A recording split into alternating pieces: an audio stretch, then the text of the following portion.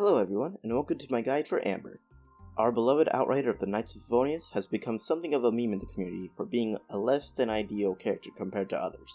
She, however, still remains completely adorable, and while not meta-defining, she still has some fun roles to play, so today we'll see some builds for our favorite gliding champion of Mondstadt. Her talents are straightforward amongst bow characters, being very much a template that many other characters kinda take pieces of here and there. Her normal attack sequence is fairly normal, as expected. Her charge attacks start out normal amongst bows at base. There is actually a decent amount added to them from Ascensions, Talents, and Constellations. Her elemental skill throws out the iconic Baron Bunny, which acts as a taunt to enemies until it explodes, either at the end of its duration or after taking enough damage. Her burst calls down a rain of arrows that does a decent amount of pyro damage, and applies a ton of pyro within the small area it covers over its pretty short duration.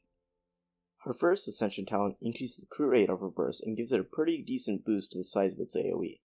Her second Ascension talent increases her attack when she hits opponents' weak spots with her charge attacks.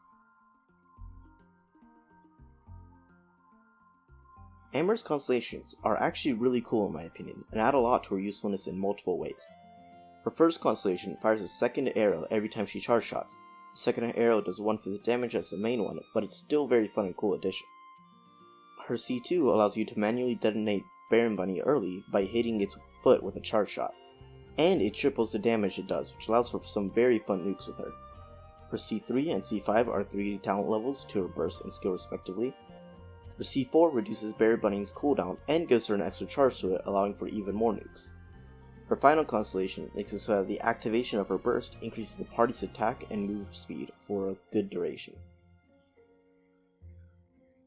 The first build I'll talk about is to capitalize on Amber's charge attacks, which get some bonuses from the rest of her kit. It's a pretty simple build. The best weapon is easily the Amos bow as far as 5 stars are concerned. Basically any 5 star will give good results as well, besides the Hunter's Path unless you plan to really utilize Elemental Mastery. The best 4 star weapon is easily the Prototype Crescent. The Hamayumi is also a good choice, but you'll have to hold on to your burst to really use its passive. Oddly enough, the 3 star bows, the Sharpshooter's Oath, and the Messenger are also pretty good options, provided you could hit enemy weak spots consistently. As for the artifacts, the options are honestly kinda limited. You could opt for the 4-piece Wonders trope, especially if you're using the Hunter's Path or some kind of Vapor Melt team. I'd most recommend running 2-piece Attack Percent and 2-piece Crimson Witch for general use. On the pieces, you want an Attack Percent Sands, Pyro Damage Goblet, and specifically Crit Damage Hat, as if you're hitting those weak spots, you'll get guaranteed crits. With C4, you can also opt to run her with 4-piece Crimson Witch, as the 2 charges on her skill will allow you to utilize the 4-piece bonus better.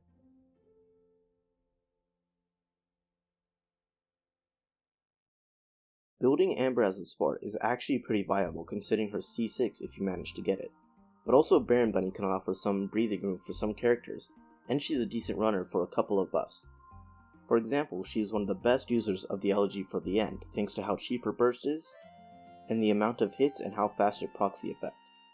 You can also run her with the Favonius bow to help the team's energy issues. For artifact sets, you definitely want to run her with the Noblesse set. It is basically the only supportive set she can run besides the Deepwood set if you're running her on a Dendro based team. The pieces themselves don't matter too much for this build, since her burst is cheap and you want to spam that on cooldown for all the buffs you'll get. The main thing is, if she is going to be running Favonius build, you want to make sure you have enough crit rate to proc the effect often.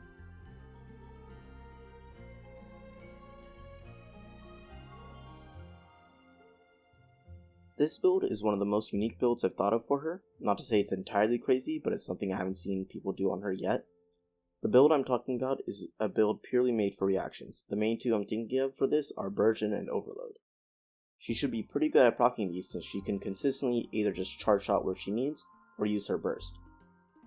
Something to keep in mind though for her burst is that it applies a ton of pyro, so you most likely start proccing Vape or Burning on the Virgin team. There are really only 3 weapon options for this, besides the elegy for the end, as you're going to want to maximize your Elemental Mastery.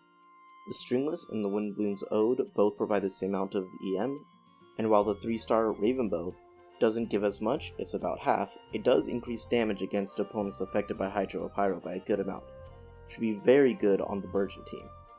As for the artifacts, there are a couple of options. The one I'd recommend the most is the 4-piece Gilded Dream set, followed by the 2-piece Gilded Dreams and 2-piece Wonders.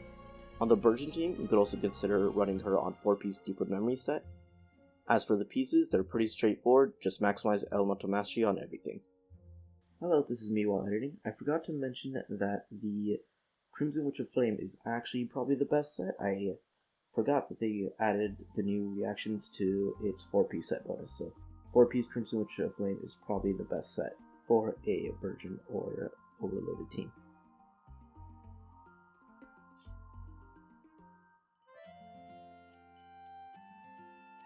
The last build is purely for fun, and definitely less than viable for a lot of content.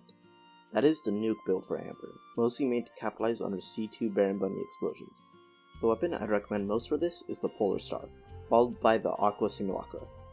Any of the 5 stars will perform fine though, as their stats are all good and most have decent substats or passives as well for this.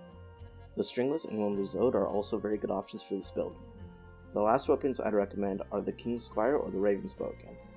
I'd only recommend the Raven's Bow if you're planning to use her for Vape rather than Melt.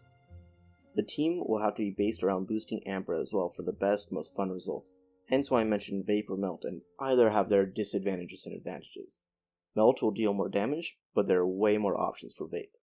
For artifacts, the best option is easily the 4-piece Crimson Witch set, especially if you have her at C4. If you're having trouble getting a good 4-piece set of that, 2-piece Crimson Witch and 2-piece any attack percent or EM set are decent options. For the pieces, you want to go for attack percent Sands, Pyro Goblet, and a Crit Crown for whichever stat you need.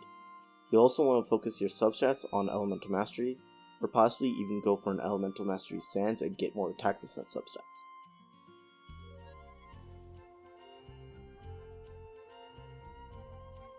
There are many fun ways to build our sadly neglected adorable Outrider. You'll definitely be able to clear anything in the overworld with this, and a couple of these are somewhat viable for the Abyss as well, depending on the teams. If you found this guide helpful in any way, please leave a like on the video and subscribe for more.